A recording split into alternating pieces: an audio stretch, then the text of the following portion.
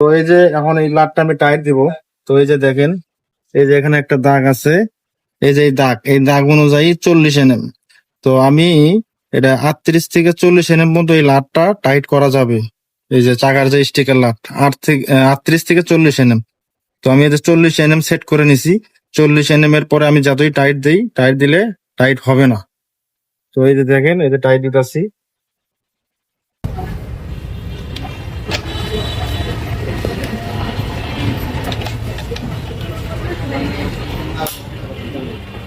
Tight দেওয়ার পরে আর tight নিবেন, দেখছেন একটা আওয়াজ দিচ্ছে এই যে। আসসালামু আলাইকুম। তো এটা হচ্ছে ইয়ামা R15 V3। তো বাইকটার প্রবলেম হচ্ছে এই হ্যান্ডেল একদিকে টানে এবং হচ্ছে হ্যান্ডেলটা অনেক জ্যাম।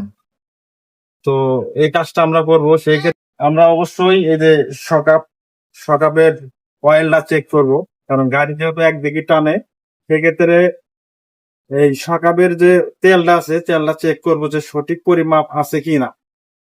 তো এই দুটোই সকাপেই আমরা এটা মাপযোগ করে দেখবো যে এটা ঠিক আছে কিনা, অয়েলটা চেক করব।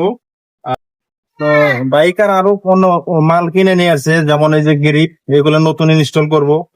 তারপরে এই যে এটা নতুন ইনস্টল করব। তারপর হচ্ছে এই যে মাস্টার সিলিন্ডার, এটা ইনস্টল করব। তারপর এই যে হ্যান্ডেল, এগুলো সব নতুন ইনস্টল করব। তো এর পাশাপাশি হ্যান্ডেলটা একদিকে টানে, ওই জিনিসটা আমরা দেখে দিতেছি।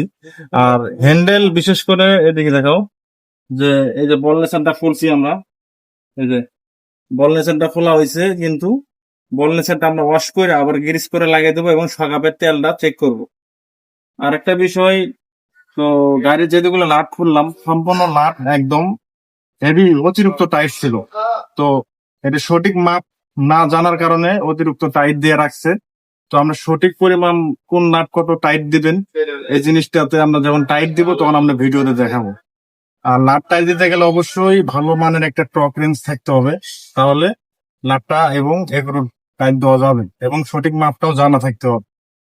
তো বেশি টাইট দিলেও ক্ষতি, লুজ থাকলেও ক্ষতি, সেই হিসেব করে কাজ করতে হবে।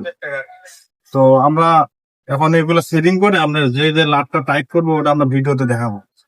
যেমন আমার হাতে এই জিনিসটা দেখতেছেন, এর হচ্ছে জার্মানির গ্যাডার কোম্পানির একটা টর্ক রেঞ্জ। তো এটার কাজ হচ্ছে লাটটা নির্দিষ্ট পরিমাণ টাইট করার জন্য। তো এটা দেখেন 8 থেকে 40 mm পর্যন্ত টাইট করা যাবে।